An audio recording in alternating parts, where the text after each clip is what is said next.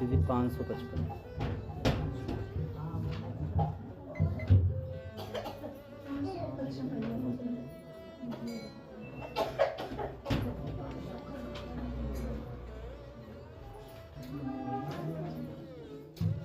पद संख्या 555।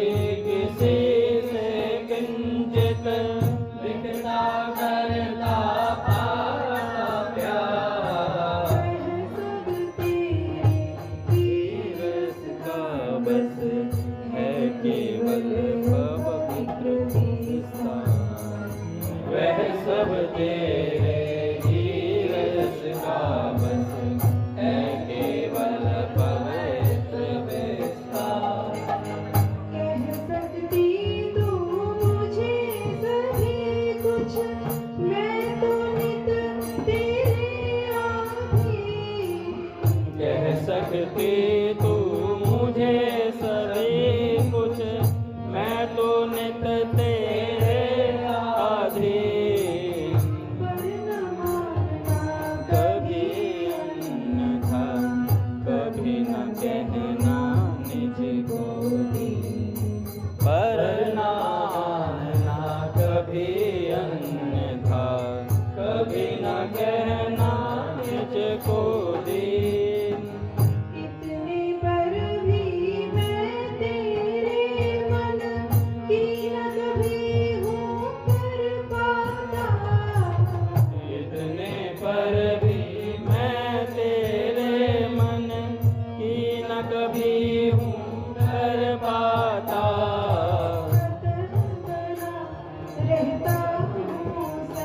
संतत तुझको दुख का ही दाता। अतः बना रहता हूँ संतत तुझको दुख का ही दाता। अपनी ओर देख तू मेरे सब अपराधों को जागो। अपनी ओर देख तू मेरे सब अपराधों को जागो। करती रह बात मुझको दे। पावन पद पंकज की करती रह कृतार्थ मुझको। पावन पद पंकज की मेरा मन सब तेरा है, तू ही सदा स्वामी। सब तेरा पूरी सदा स्वामिनी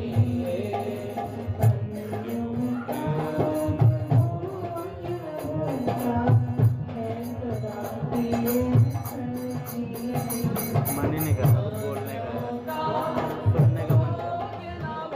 ये चलते रहे, दीदी को बिठा लूँगा, मूड मत खराब। बगल में ही है।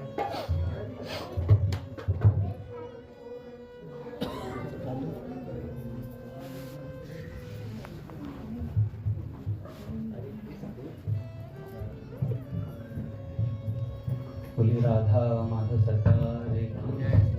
पूज्य श्री भाई जी महाराज की, पूज्य श्री राधा बाबा की, पूज्य मैया की, अपने प्यारे भैया की, पूज्य दादा की, भक्तवत्सल भगवान की,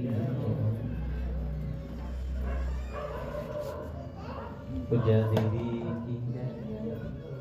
दीदी का बहुत बहुत धन्यवाद।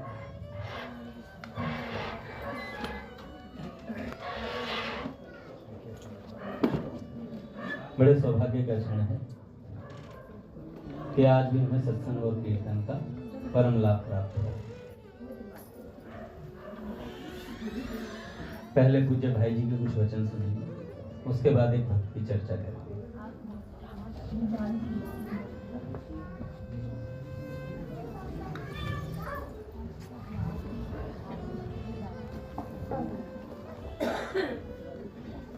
जैसे श्रीमद् भागवत भगवान श्री कृष्ण का वांगमय स्वरूप है, ऐसे ही पद रत्नाकर पूज्य बाबूजी का वांगमय स्वरूप है। पद रत्नाकर को स्पर्श करना यानी भाई जी को स्पर्श करना, इसलिए दिन में एक बार तो स्पर्श कर ही लेना चाहिए। और यहाँ मिले तो पुस्तक ले लेनी चाहिए।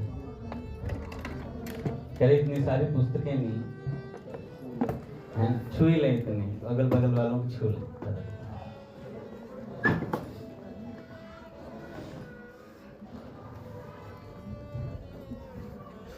जब पदों से प्रेम होता है, पूज्य भैया कहते हैं इस बात को कि रसिकों के पदों से प्रेम हो जाए तो समझ लेना उस राज्य का द्वार खुलने वाला है। इसलिए कहा जाता है रसिकों के पद गाने चाहिए। साधु कृष्ण प्रेम जी बैठे हुए थे, बाबा उस समय मौन पर थे। तो साधु कृष्ण प्रेम जी बहुत, क्योंकि अपने वल्लभ संप्रदाय से नहीं, वल्लभ संप्रदाय से नहीं, दूसरे जिनके गोकुलान प्रभु हैं पुष्टि मार्ग से, उससे दीक्षित थे और बड़ा सुंदर गाते थे, बड़ा सुंदर कंठ था। श्री पूज्य श्री चिमनलाल गोस्वामी जी उनके मामा रहे, तो बड़ा ही सुंदर कंठ था। तो गाते थे, पूज्य बाबा उनसे पद सुनते थे, पूज्य श्री राधा बाबा। और जब पद सुना करते थे, एक दिन बड़े भाव में थे, राधा नाम का कीर्तन चल रहा था, बड़े सुंदर सुंदर पद भी गा रहे थे बीच बीच में। तो उन्होंने पूज्य बाबा को लिख करके कहा बाबा को कि बाबा इतने पद गाता हूं आपके सामने, इतना राधा नाम कीर्तन करता हूं, हरि बोल। बच्चों को पीछे ले जाएंगे, जिनके भी बच्चे हैं पीछे बैठ जाएं लेकर।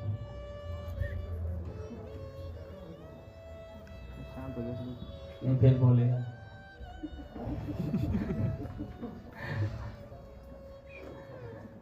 तो साधु कृष्ण प्रेम जी ने पूज्य बाबा से पूछा, देखो नाराज मत हो ना, मैं इसलिए कहता हूँ कि ये बहुत अच्छा, यही हमारा खास समय होता है, इसके अलावा हम सत्संग सुनते कहाँ हैं? ये तो मौका होता है हमारे पास सत्संग को गंभीरता से सुनने का। उसके अलावा तो हम खेलते कूदते तो पूरे दिन ही हैं, बच्चों को भी खिलाते हैं, लूडू गुरु भी करते हैं, है ना? तो बच्चों को भी पीछे बिठा, अब मैं तो खुद पीछे बैठ के बच्चे आगे भेज दिए। ये सही है।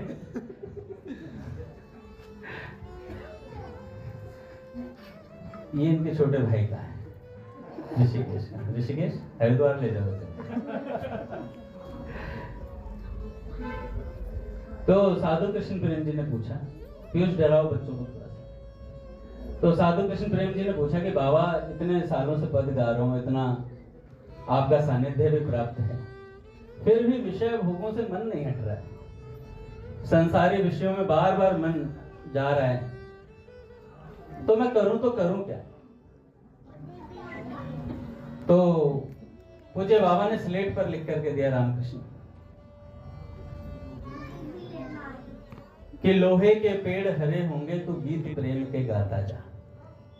लोहे के पेड़ हरे होंगे तो गीत प्रेम के गाता जा, धरती नम अवश्य होगी तो अश्रु बिंदु ढलकाता जा। तो ऐसी बात है, हमें अभी लग रहा है कि हमारे भीतर कोई परिवर्तन नहीं आ रहा है, लेकिन अगर हम भगवान का गुणगान गाते रहेंगे जीवन भर तो लोहे के पेड़ हरे हो जाएंगे। और ऐसे वैसे लोहे में जंग लगे लोहे भी निखर के आ जाएंगे। तो हमें क्या करना है? रसिकों की पदावली गानी है, भगवान के गुणों को गाना है। और गुण गाते गाते महाराज पूज्य भैया उदाहरण देते हैं कई बार कि गंगा जी में पहाड़ों से पत्थर गिरते हैं टूट टूट के, और वो नुकीले होते हैं। जब कोई पत्थर गिरेगा टूट के तो नुकीला होता है, पर गंगा जी के प्रवाह में वो लुढ़कता लुढ़कता लुढ़कता लुढ़कता उसमें गोलाई आ जाती है, आकार आ जाता है, फिर वो प्लेन हो जाता है ना, उसका नुकीलापन हट जाता है। तो ऐसे ही अगर हम सत्संग की गंगा में निरंतर रहेंगे, नाम कीर्तन में रहेंगे, तो हमारा भी नुकीलापन खत्म हो जाएगा एक दिन। नहीं तो सत्संग के किनारे बैठे रहिए। एक संत कहते हैं, बड़ा सुंदर भाव था कि गंगा जी के किनारे रहने पर क्या होता है,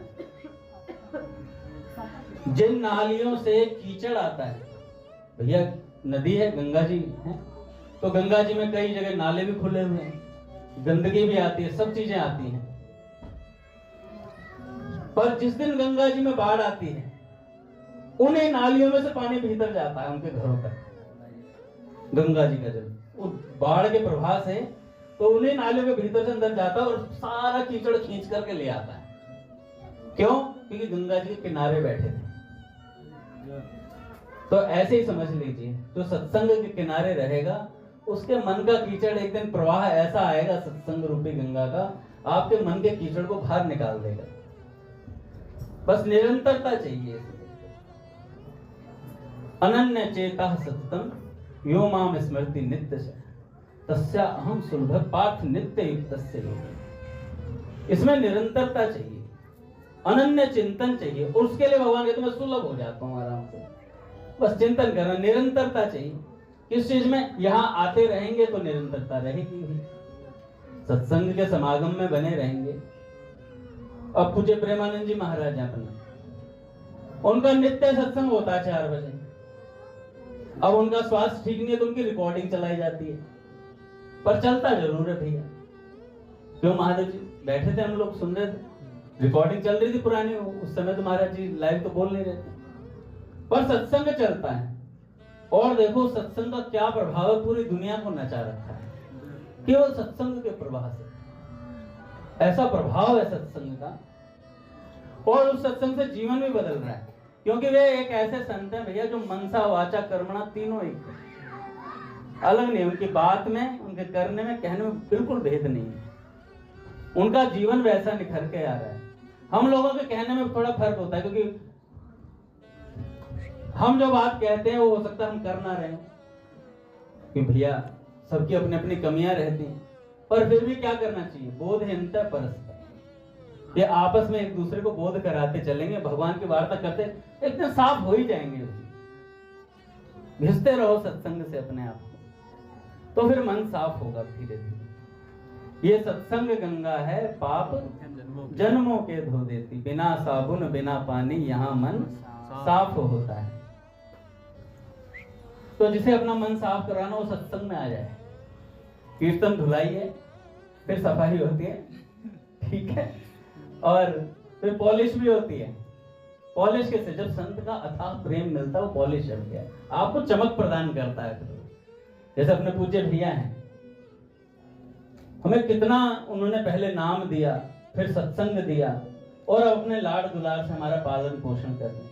किसी से कितनी गलती हो जाए, क्योंकि भगवान का स्वभाव उतर के आ जाता है संतों के भीतर। कितना ही हम पाप कर लें, लेकिन भगवान के यहाँ हमेशा स्वीकार करने वाली वृत्ति भगवान की है। कितना ही पापी क्यों ना हो, अपि चेत सो दुराचारो भजते माम अनन्य। उसे साधु मान लो कि उसका दृढ़ निश्चय हो गया, अब मैं पाप नहीं करूंगा, ये दृढ़ निश्चय। और ये दृढ़ निश्चय कहां से होता है? सत्संग के बल से ये निश्चय आता है, नहीं तो निश्चय नहीं आ पाता है। और मैं कितनी बार कहता हूं, मैं हर साल सोचता हूं कि इस बार न्यू ईयर पे, अब नेक्स्ट ईयर से मैं वेट लॉस करूंगा, नहीं हो रहा है। पट खुलेंगे हमारे।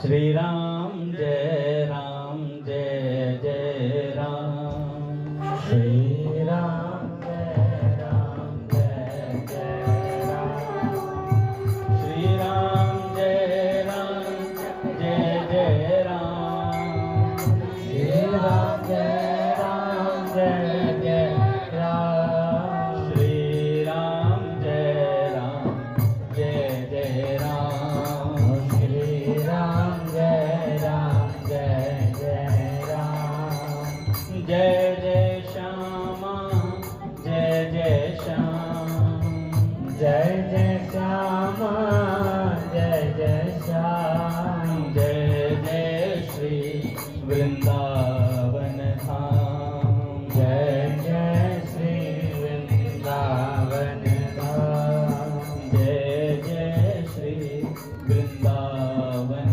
धाम, ओ जय जय श्री वृंदावन धाम, जय बरसाना जय नंदगांव, जय बरसाना जय नंदगांव, पावन राधे तेरो नाम, ओ पावन राधे तेरो नाम। बोलिए राधा माधव सरकार की। तो कहाँ थे हम? हाँ, तो हम संकल्प करते हैं वेट लॉस का। इस साल 2026 से मैं फुल डाइटिंग पे रहूंगा, और 1 जनवरी को ही अपने मंदिर में प्रसाद हो जाए, क्योंकि उस दिन बर्थडे है। किनका? गोपेश स्वरूप। किनका होता है? अच्छा, प्रसाद नहीं होता है, अपने माही भैया का भी होता है शायद उस दिन, तब भी नहीं होता। तो मान लो हो गया, कल्पना करो प्रसाद की। जैसे भगवान के मानसिक चिंतन करते थे, प्रसाद का मानसिक चिंतन करो कि उस दिन आप लोगों के लिए छोले भटूरे बने। बच्चे करेंगे पाप लगेगा, झूठ बोल। हम नए साल में भटूरे सोच के बैठे। तो बात संकल्प की बात कर रहा हूं कि हमारे संकल्प ऐसे होते हैं जो क्षण में टूट जाते हैं। आज संकल्प किया, कल टूट जाएगा, फिर दोबारा संकल्प करें, फिर टूट जाएगा। पर इस बार हमारे कल्याण का संकल्प भगवान ने कर लिया, इसलिए हमें संत प्रदान कर दिए हैं, सत्संग प्रदान कर दिया है, कीर्तन प्रदान कर दिया है, और सबसे बड़ी बात नाम प्रदान कर दिया है। तो इसलिए इस बार का संकल्प जो है भगवान का है, इसलिए हमें बार बार संतों से भिड़ाया जा रहा है, बार बार संतों से भिड़ाया जा रहा है। एक सज्जन थे और एक पहाड़ी एरिया में रहते थे। तो अपने घर से रोज निकलते, रोज इनका मन रहता था कभी मैं इस पहाड़ी को ना पार करूंगा, चल करके, पैदल चल करके पार करूंगा। एक दिन सुबह सुबह निश्चय किया, भाई आज तो मैं इस पर चढ़ जाऊंगा। सुबह का समय था तो गर्मियों का मौसम था। तो जैसे ही चलने लगे मन में आई यार धूप बहुत तेज है, धूप बहुत तेज है और दोपहर तक जाते हैं तो पसीना पसीना हो जाऊंगा, बहुत गर्मी लगेगी, गर्मी सहन नहीं होती। ऐसा करता हूँ रात को चलूंगा, रात को चढ़ाई करूंगा। रात को चलने लगे महाराज। भैया पहाड़ी एरिया, जंगल का एरिया था, तो जैसे चलने लगे तो डर लगा, यार शेर वेर घूम रहे होंगे। रात नहीं, दिन ही सही है, दिन ही सही है। तो दिन में चलेंगे, सुबह से ही चलेंगे, कोई बात, गर्मी तो लगेगी। और जैसे अगले दिन फिर सुबह उठे, फिर चलने के लिए तैयार हुए, फिर वो चिलचिलाती धूप देखी। अबे यार रात को ही ठीक है, रात को ही ठीक है, रात को ही चलो। फिर रात का संकल्प कर लिया, रात को चलने लगा तो फिर डर लगे। अब इतना करते करते इसी तरीके से रोज प्लानिंग करता है, सुबह सोचता है शाम को चलो, शाम को सोचता है सुबह चलो। 6 महीने बीत गए महादेव जी, 6 महीने बीते। जैसे हम लोग कहते हैं कल से मैं मंदिर समय पर जाऊंगा, दादा प्रणाम, कल से मैं मंदिर समय पर जाऊंगा, कल से पक्का 7:30 बजे डन है, चाहे कुछ भी हो जाए। आज रहने देता है, कल से जाऊंगा, कल से। और वो कल नहीं आ पाता है, फिर वो कल कभी नहीं आ पाता है। तो ऐसे ही वो सज्जन सोचते 6 महीने से पहाड़ी पर नहीं चढ़ पा रहे। सुबह सोचता है रात को चढ़ूंगा, रात को सोचता है सुबह चढ़ूंगा। ऐसे चढ़ते चढ़ते सर्दियां आ गई महाराज, और सर्दियों में फिर सुबह निकलने लगा। अब जब सुबह निकलने लगा तो फिर सोचने लगा यार पहाड़ी तो ठीक है, मौसम भी अच्छा लग रहा है, सुहावना लग रहा है, तो क्या मैं चढ़ पाऊंगा? अरे नहीं यार, रात को देखेंगे। अगले दिन फिर भैया वो रात को चढ़ने लगा तो एक बूढ़े सज्जन मिले उन्हें। उन बूढ़े सज्जन ने उनसे कहा, लालटेन ले रखे थे उन्होंने हाथ में, कहा कि भैया कहाँ जा रहे हो? कह रहे ये पहाड़ी चढ़नी है मुझे। कह रहे चलो मैं भी चल ही रहा हूँ, उसी साइड चल रहा हूँ, उसी साइड चल रहा हूँ, चलो मेरे साथ चलो। तो एक बार तो सोचा यार मना कर दूं, कि रात का टाइम है, सर्दियों का मौसम, ठंड ज्यादा है उधर। लालटेन लेके चल रहा, आगे आगे उजाला करता चले, गर्मी भी है लालटेन में। तो उनके पीछे पीछे हो लिया महाराज, और पीछे पीछे हुआ, साथ चला पीछे पीछे, लालटेन आगे आगे। तो 2 कदम चला, फिर कह रहा महाराज आप लालटेन तो ले आए, पर ये उजाला तो यहीं कर रही है, आगे तो अंधेरा है, वहां पर आगे तो वहां पर अंधेरा है। तो बूढ़ा व्यक्ति कहता है कि अरे भाई तू भी बेवकूफ आदमी, मैं साथ साथ लेकर के चल रहा हूं, जहां जहां जाऊंगा वहां उजाला होता चलेगा, तो क्यों चिंता करता है? ऐसी बात बोली। उन्होंने कहा ठीक है। और महाराज आज वो उस व्यक्ति के साथ धीरे धीरे धीरे धीरे पहाड़ी पर चढ़ गया और उधर से पल्ली पर उतर गया। जैसे ही उतरा तो महाराज बड़ा प्रसन्न हुआ। तो पूज्य श्री अवधेशानंद गिरि जी महाराज कहते हैं कि भैया ये संत हमें भगवान नाम के उजाले में संसार से पार करा देंगे। लालटेन क्या है? भगवान नाम है। जितना जितना जाए उतना उतना उजाला होता चला जाएगा, भय खत्म होता चला जाएगा। और संत साथ में फिर चिंता किस बात की है? हमारे साथ श्री रघुनाथ तो किस बात की चिंता, हमारे साथ श्री रघुनाथ तो किस बात की चिंता।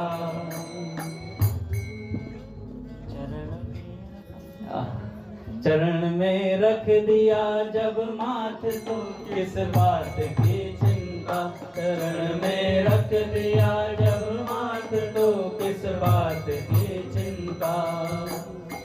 तो भैया जब संत साथ हो लिए, नाम रूपी लालटेन है, तो फिर डरने की क्या बात है, करो चढ़ाई। पर ये निश्चय नहीं हो पाता, इसलिए नहीं हो पाता क्योंकि हम सत्संग नहीं करते हैं। सत्संग से विश्वास बढ़ता है। अपने जैसे भक्तमाल क्यों पढ़नी चाहिए? पूज्य मल्लूपीर सरकार कहते हैं, प्रतीक भैया आप तो विशेष जानकार हो उनके भक्तमाल के। पूज्य मल्लूपीर सरकार कहते हैं भक्तों का चरित्र क्यों पढ़ना चाहिए? कि किसी ना किसी भक्त का चरित्र आपके जीवन से मैच करता होगा और आपको लगेगा यार ये तो उस भक्त मेरी स्थिति वाला भक्त लग रहा है, इसने जैसे भगवान को पाया वैसे हो सकता मैं भी पालूं भगवान को। तो एक बल मिलता है, संबल मिलता है कि भैया। और तो और अपने जब 2020 में पूज्य प्राची दीदी वाला प्रसंग आया अपने जीवन में, कितना बल मिला था उस समय। आज भी वो बल बरकरार है महाराज, आज भी वो बल बरकरार है कि हाँ इसी जन्म में भगवान मिलते हैं और जैसे हम चाहते हैं वैसे मिलते हैं, जैसे हम चाहते हैं वैसे मिलते हैं भैया। किसी ने कल्पना करी थी कि भगवान शॉर्ट्स पहन करके आएंगे और बलिनो चलाते हुए पूज्य प्राची दीदी के लिए आएंगे? नहीं करी थी। कहीं शास्त्रों में लिखा भगवान बलिनो चलाते? नहीं लिखा। पर भगवान आए और हमें भी अनंत अनुभूतियां हमारे जीवन में प्रदान करके चली गई पूज्य प्राची दीदी। तो इसका मतलब भगवान हैं, मिलते हैं और हमसे मिलना चाहते हैं। कितनी खास बात है, भगवान हमसे मिलना चाहते हैं। तो ये बल कहां से मिलेगा भैया भगवान की प्राप्ति का? इन भक्तों के चरित्रों को पढ़ने से एक बल आता है, विलक्षण बल प्राप्त होता है। फिर उस बल के सहारे साधक चलता है। अब हम सत्संग ही नहीं सुने तो फिर कहां से हमें सहारा मिलेगा? नाम कीर्तन नहीं करेंगे, संकीर्तन में नहीं पहुंचेंगे तो हमें कहां से वो मोटिवेशन मिलेगा? ये नाम विलक्षण पावर रखता है महाराज। पूज्य सेठ जी कहते हैं इसमें एक ऐसी आग है महाराज, नाम के भीतर एक ऐसी शक्ति है जो समस्त पापों को जला डालती है। पर क्या करना पड़ता है? नाम लेना पड़ता है। एक बार प्रयास तो करो, कोशिश तो करो, मन लग जाएगा, मन लग जाएगा एक दिन। तो पूज्य भाई जी कहते हैं कीर्तन के विषय में, कीर्तन जोर जोर से होता है और इसमें संख्या का कोई हिसाब नहीं होता कीर्तन के अंदर। यही जप और कीर्तन में भेद है। जप जितना गुप्त होता है उतना ही उसका अधिक महत्व है, परंतु कीर्तन जितना ही गगन भेदी स्वर में होता है उतना ही उसका बड़ा महत्व है भैया। कीर्तन के साथ संगीत का संबंध है। कीर्तन में पहले पहल स्वरों की एक तानता करनी पड़ती है। कीर्तन के भी कई प्रकार होते हैं। पहला होता है अकेले ही भगवान के किसी नाम को आर्त भाव से पुकार उठना, जैसे द्रौपदी जी और गजराज आदि ने पुकारा था। दूसरा होता है अकेले ही भगवान के गुण नाम, कर्म नाम, जन्म नाम और संबंध नामों का विस्तार पूर्वक या संक्षेप में जोर जोर से उच्चारण करना। तीसरा कीर्तन होता है भगवान के किसी चरित्र या भक्त चरित्र के किसी कथा भाग का गान करना और बीच बीच में नाम कीर्तन करना, जैसे अपने पूज्य बक्सर वाले मामा जी महाराज किया करते थे। वो भक्तों के चरित्रों को गा गा करके अपनी अलग से वो बना लेते थे भक्तों के चरित्र का और उन्हें गा गा करके करते थे, क्योंकि सब लोग पसंद भी बड़े आते थे। चौथा होता है कुछ लोगों का एक साथ मिलकर प्रेम से भगवान नाम का गान करना। पांचवा होता है अधिक लोगों का एक साथ मिलकर एक स्वर से नाम कीर्तन करना। इसके सिवा और भी अनेक भेद हैं। जब मनुष्य किसी दुख से घबराकर जगत के सहायकों से निराश होकर भगवान से आश्रय याचना करता हुआ जोर से उनको पुकारता है, तब भगवान उसी समय भक्त की इच्छा के अनुकूल स्वरूप धारण कर उसे दर्शन देते हैं, उसका दुख दूर करते हैं। श्री भगवान के राम अवतार और कृष्ण अवतार में असुरों के द्वारा पीड़ित सुर मुनियों ने मिलकर पहले आर्त स्वर से कीर्तन ही किया था। जिस समय एक वस्त्रा देवी द्रौपदी कौरवों के दरबार में केश पकड़कर लाई जाती है, दुर्योधन उसके वस्त्र हरण के लिए अमित बलशाली दुशासन को आज्ञा देता है। उस समय द्रौपदी को यह कल्पना ही नहीं होती कि इस बड़े बूढ़े धर्मज्ञ विद्वान और वीरों की सभा में ऐसा अन्याय भी हो सकता है। द्रौपदी को विश्वास नहीं था, सबकी तरफ देख रही थी, सबकी तरफ देखा, भीष्म पितामह जी, द्रोणाचार्य जी, पांचों पांडवों की तरफ देखा। परंतु जब दुशासन सचमुच वस्त्र खींचने लगता है तब द्रौपदी घबराकर राजा धृतराष्ट्र, भीष्म पितामह, गुरु द्रोणाचार्य आदि तथा अपने वीर पांचों पतियों की सहायता चाहती है।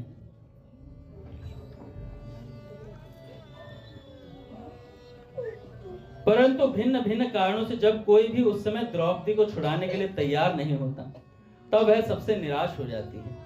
सबसे निराश होने के बाद ही भगवान की अनन्य स्मृति हुआ करती है। जब किसी का भरोसा नहीं रहता तब हम भगवान को पुकारते हैं, नहीं तो उससे पहले पूज्य बाबा कहते हैं कि किसी को धन का अभाव है, किसी को धन का अभाव है तो वो पहले क्या करेगा?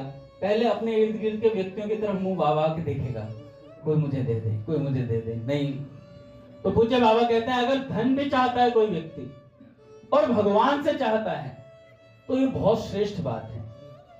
मोर दास कहाई नर आशा, मेरा दास होके किसी नर की आशा क्यों करे?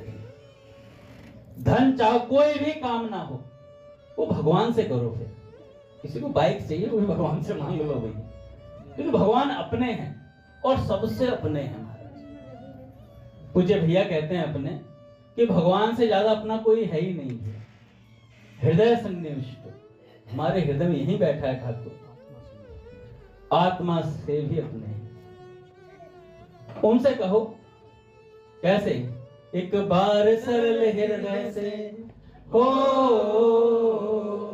एक बार सरल हृदय से स्वीकार करो सब मैं हूँ केवल आपका, आप हो मेरे नाथ। मैं हूँ केवल आपका, आप हो मेरे नाथ। तेरा कल्याण होगा, प्रभु से प्यार होगा। तेरा कल्याण होगा, प्रभु से प्यार होगा। स्वामी जी की वाणी है हे मेरे नाथ, हे मेरे नाथ। स्वामी जी की वाणी है हे मेरे नाथ, हे मेरे नाथ। मंत्रों का ये महामंत्र है हे मेरे नाथ, हे मेरे नाथ। मंत्रों का ये महामंत्र है हे मेरे नाथ, हे मेरे नाथ। ये महामंत्र जीवन में, ओ ये महामंत्र जीवन में धारण कर लो सब।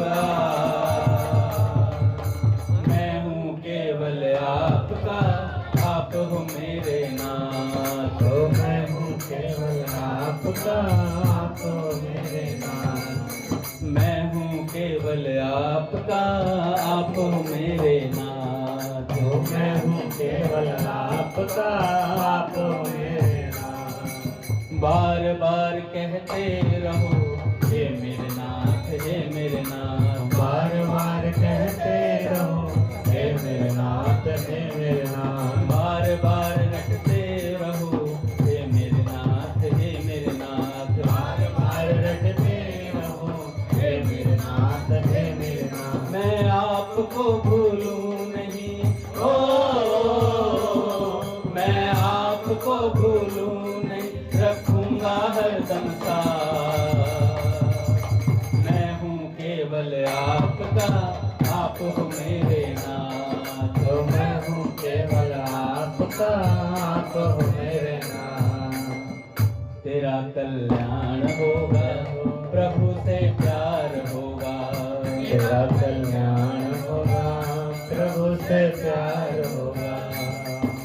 हे मेरे नाथ, हे मेरे नाथ, हे मेरे नाथ, हे मेरे नाथ। हे मेरे नाथ, हे मेरे नाथ, हे मेरे नाथ, हे मेरे नाथ। हे मेरे नाथ, हे मेरे नाथ, हे मेरे नाथ, हे मेरे नाथ। हे मेरे नाथ, हे मेरे नाथ, हे मेरे नाथ, हे मेरे नाथ। तो भैया केवल भगवान अपने हैं और केवल मैं उनका हूँ। ये संतों की बातें जीवन में नहीं भी उतर पा रहे तो याद कर लो इन्हें, रट्टा करो, रट्टा मारो। पूज्य राधा बाबा कहते हैं रटने मात्र से काम हो जाएगा, रटन तो तोते बन जाओ, उससे भी बात बनेगी कभी ना। रटते रटते रटते रटते रटते रटते रटते ऐसा काम होगा महाराज, कमाल हो जाएगा जीवन। हम में से कोई ऐसा कह सकता मैं सिद्ध हो गया हूं? अभी तक सत्संग भी रटा जा रहा है, मैं भी सुनता हूं, उसे याद कर लेता हूं। क्यों? क्योंकि सुनाना है। सत्संग में सुनाऊंगा, याद कर लिया, रट्टा तोता हो गया भैया। अरे जितनी देर याद किया, जितनी देर रटा, जितनी देर सुना, उतनी देर तो भगवत चिंतन हुआ ही ना।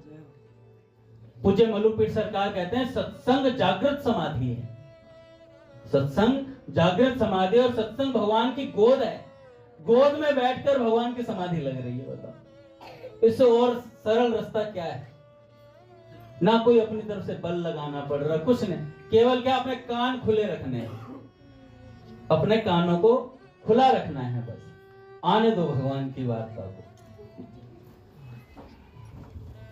तो पूज्य भाई जी कहते हैं दुशासन बड़े जोर से साड़ी खींचता है, एक झटका और लगते ही द्रौपदी की लज्जा जा सकती थी। द्रौपदी की उस समय की दीन अवस्था हम लोगों की कल्पना में भी पूरी नहीं आ सकती है।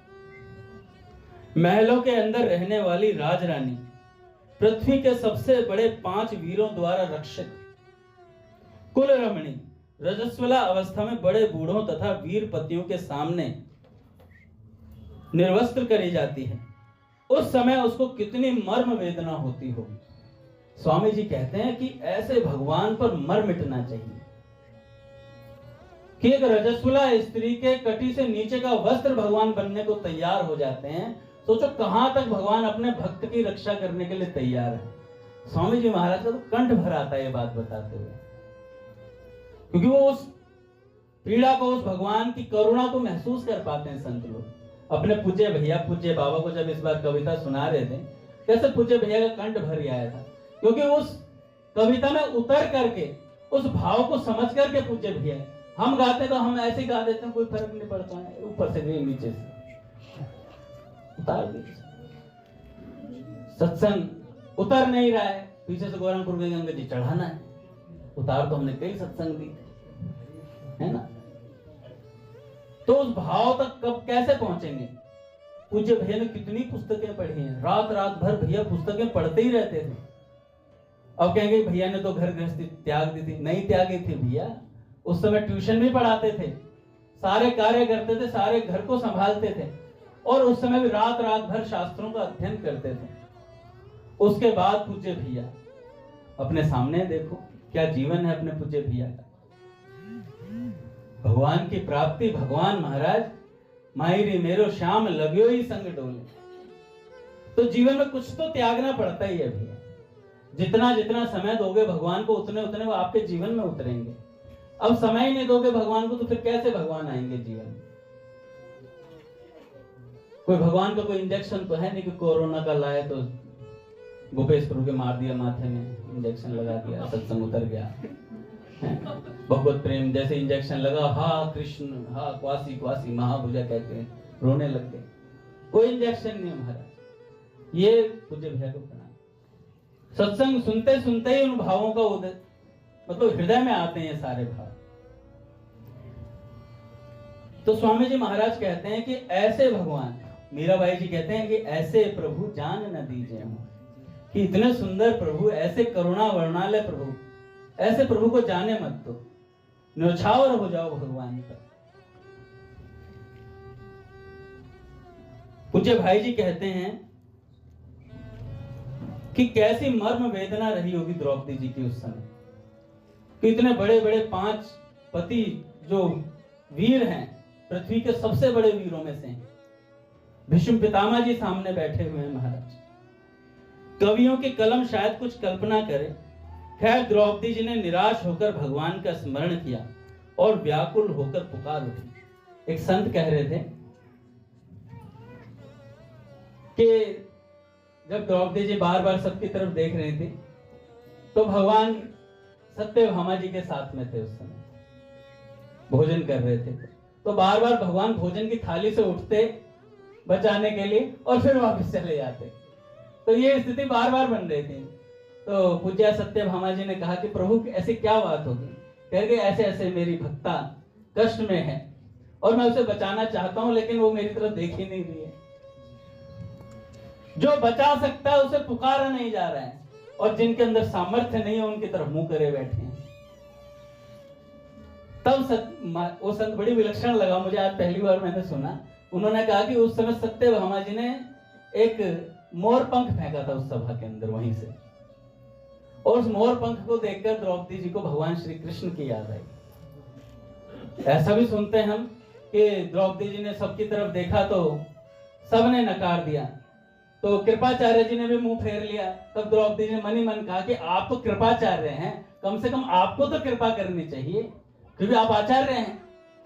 तब कृपाचार्य जी ने गर्दन नीचे करते हुए उंगली ऊपर करी कि एक श्री कृष्ण को पुकारो बस। और उसी समय द्रौपदी जी ने भगवान को पुकारा महाराज, और पुकारते ही महाराज भगवान तो तत्काल प्रकट होते हैं।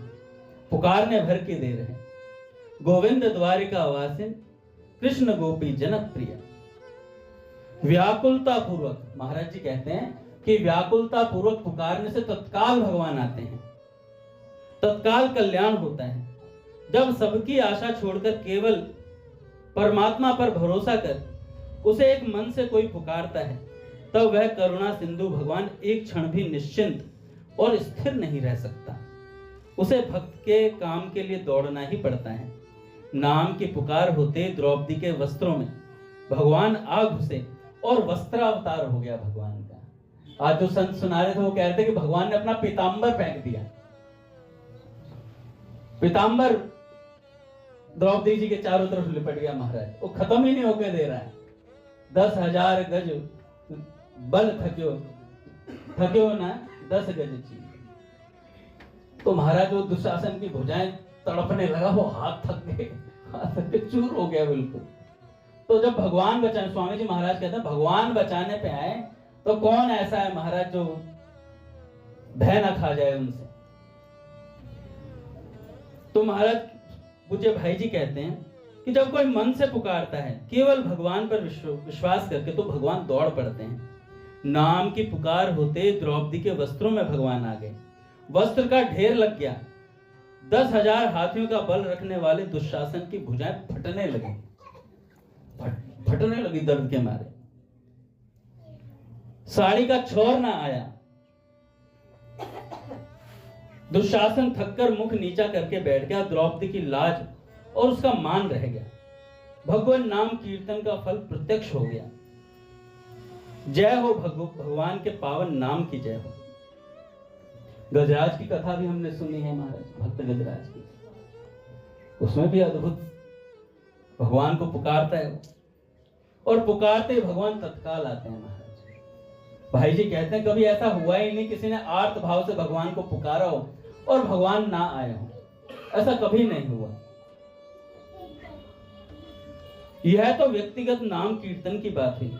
इसके बाद जो समुदाय में नाम कीर्तन का तरीका बतलाया जाता है, आपने देखा होगा गुजरात में कितने संत हुए हैं जो भगवान नाम कीर्तन करते हैं।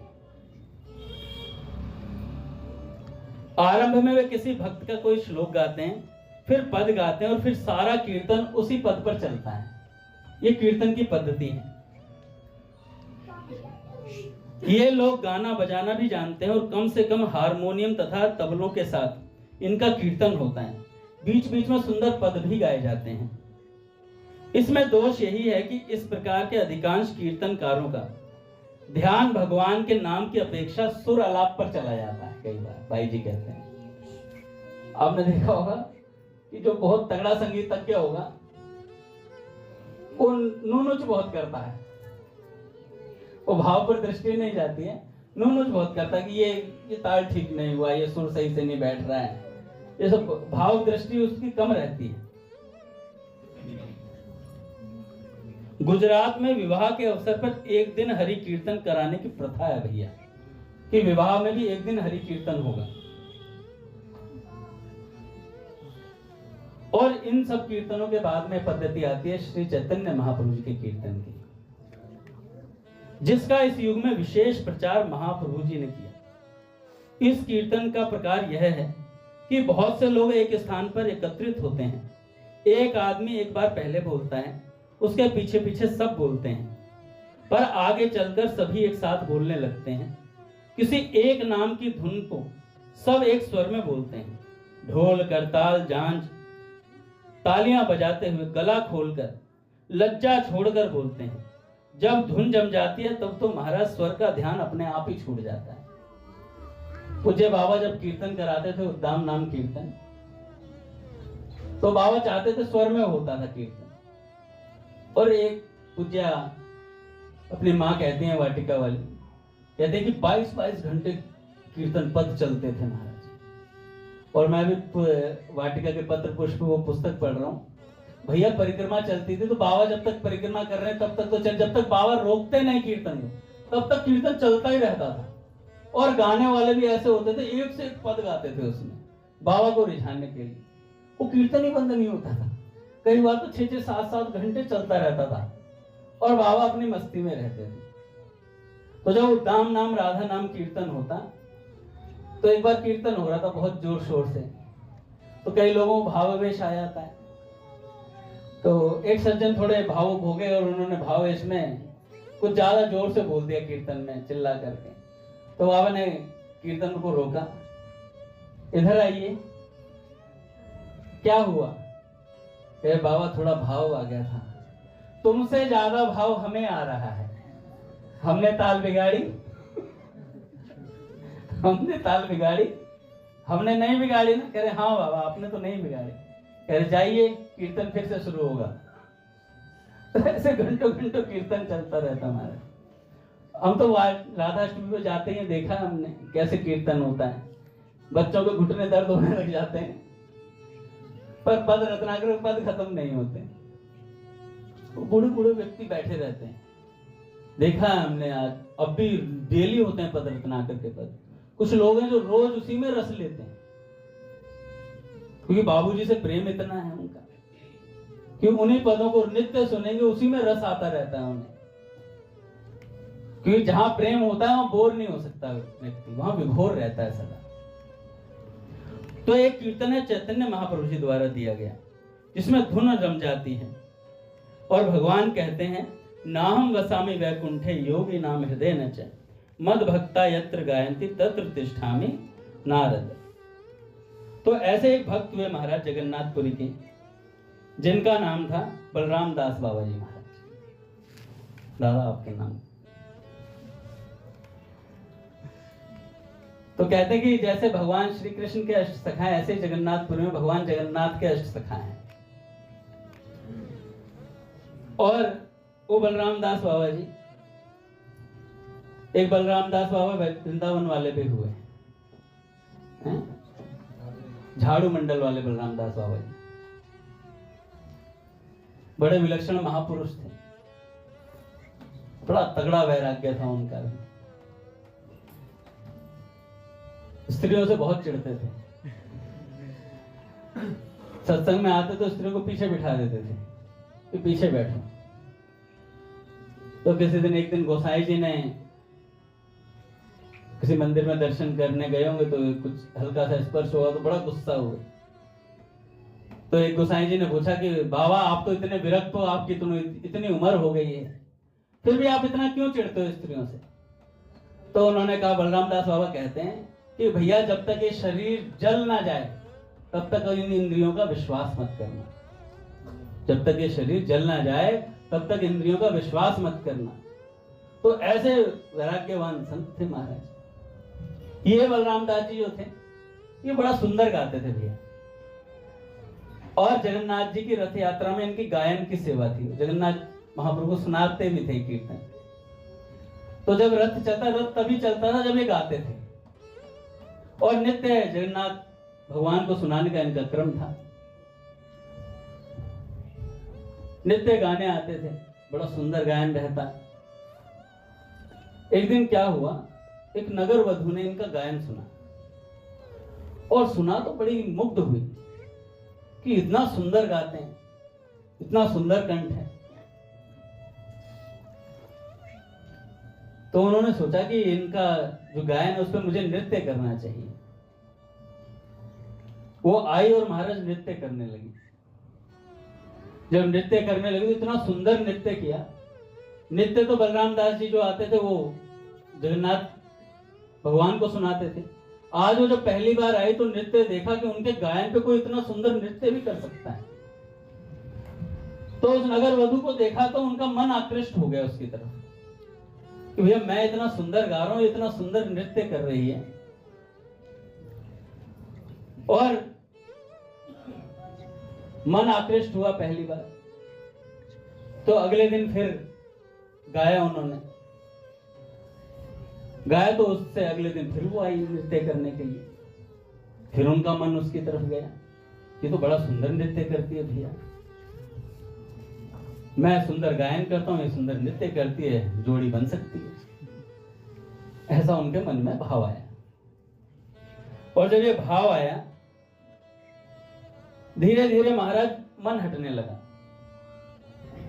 पहले रोज जगन्नाथ जी को रिझाने के लिए गाते थे, अब वो इसलिए गाते थे कि वो आएगी और नृत्य करेगी मेरे गायन पे। धीरे धीरे मन भटकना शुरू हुआ।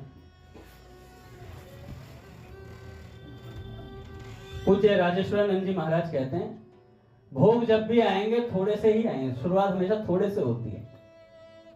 जैसे अपने मित्र वगैरह भी हैं, वो सबसे पहले थोड़ी सी तो है, थोड़ी सी ले ले यार। जैसे ऑफिस वगैरह में कोई नहीं, इट्स एप्पल जूस यार। थोड़े से शुरुआत होती है और शुरुआत होते ही महाराज फिर वो जीवन खराब कर देते हैं। ऐसे ही भोग जो होते हैं ना, पहले थोड़े से आएंगे, फिर धीरे धीरे धीरे धीरे उनका महाराज जीवन में ऐसा प्रवेश हो जाएगा। तो पहली बार देखा था तो सोचा था कितना सुंदर नृत्य है, उसके बाद मन लगता चला गया। अब जगन्नाथ जी की जगह उसको रिझाने के लिए गाने लगे।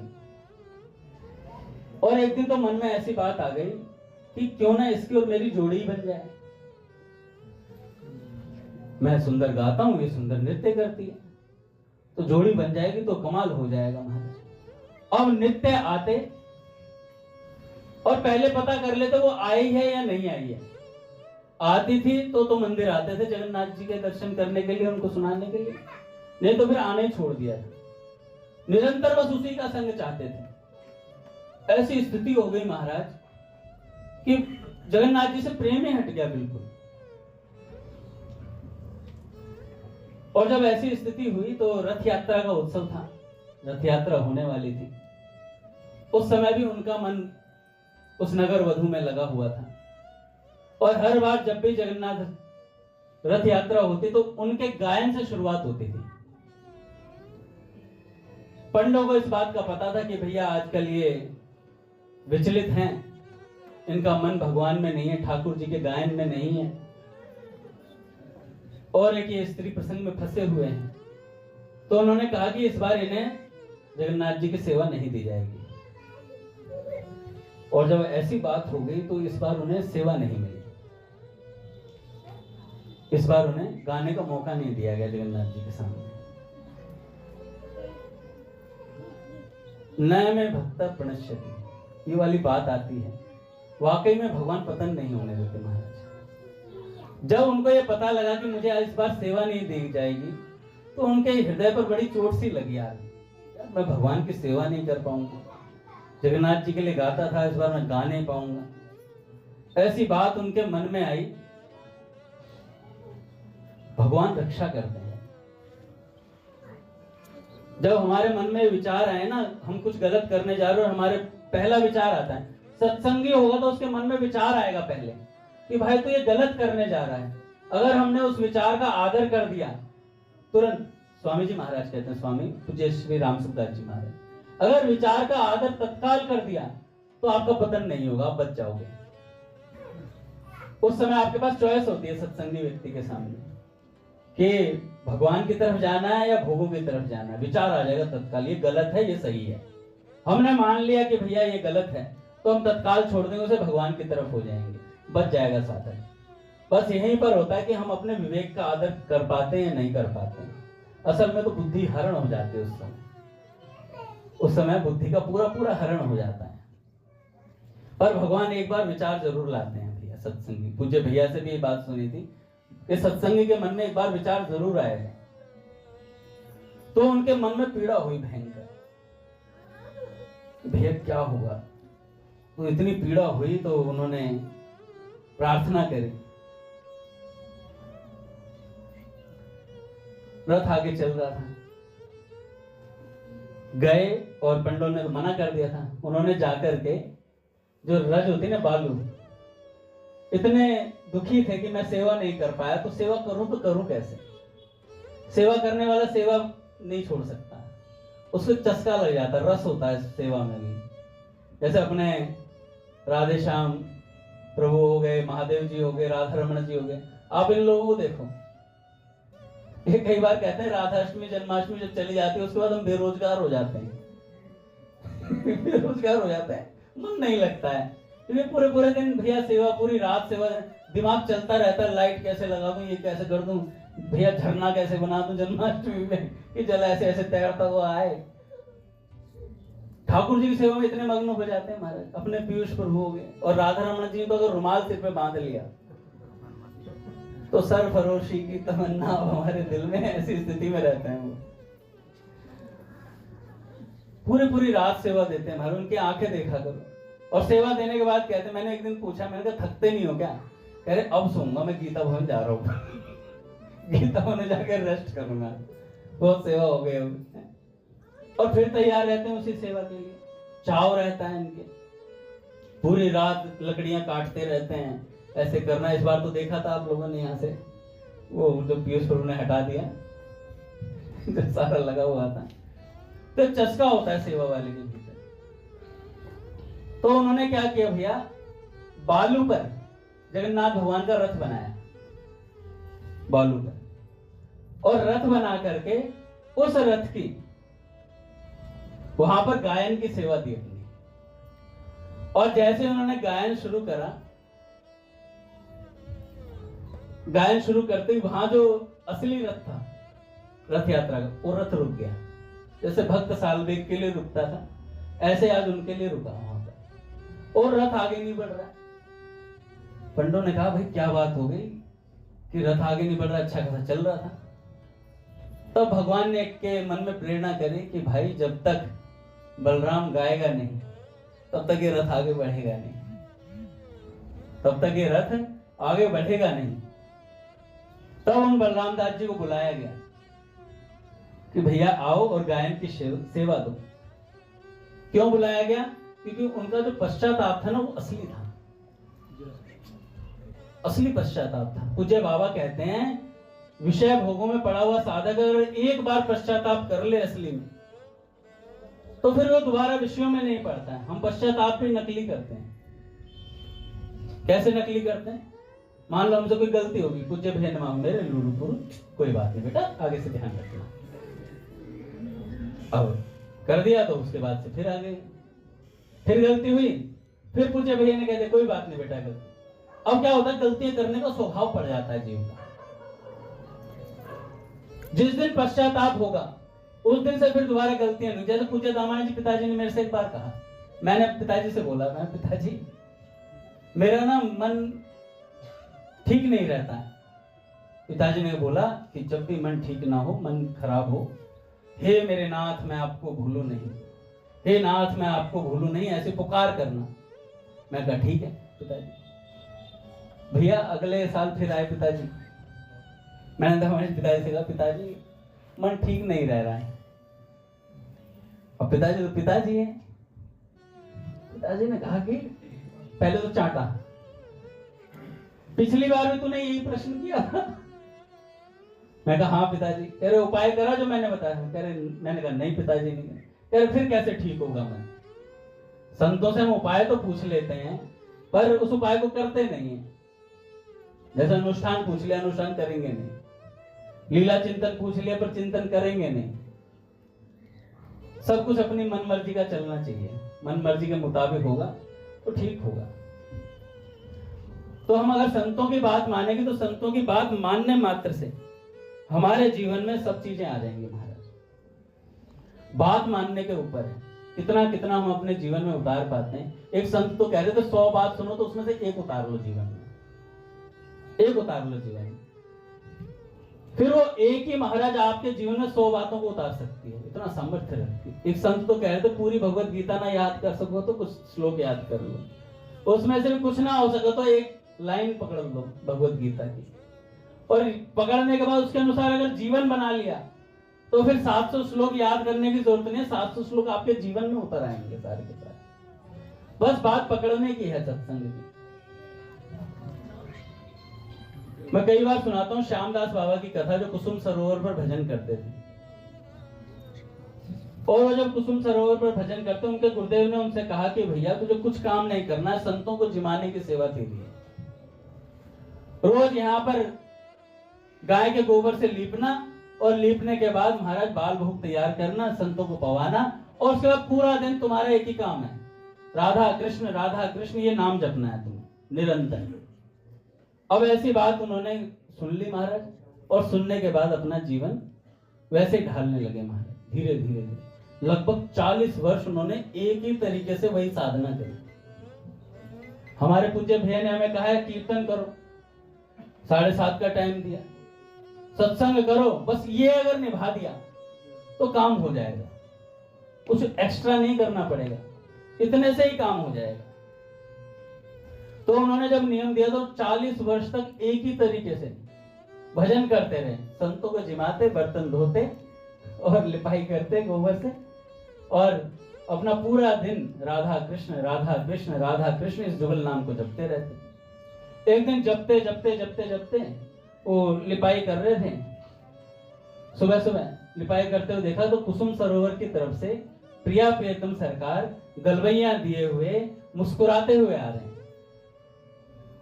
और भगवान का स्वभाव है चुटकुले छोड़ते चलते।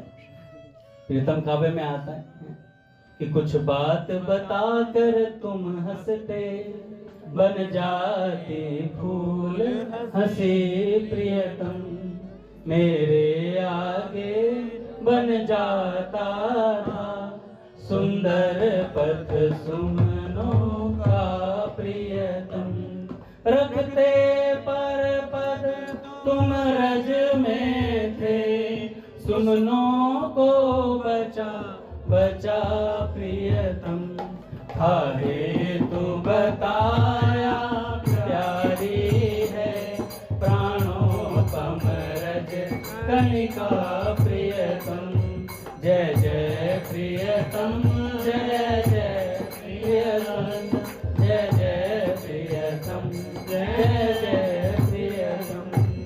तो भगवान हंसते हुए आ रहे हैं श्री जी के साथ, कंधे पे हाथ रखा हुआ है, और उस दृश्य को श्यामदास जी देखते हैं।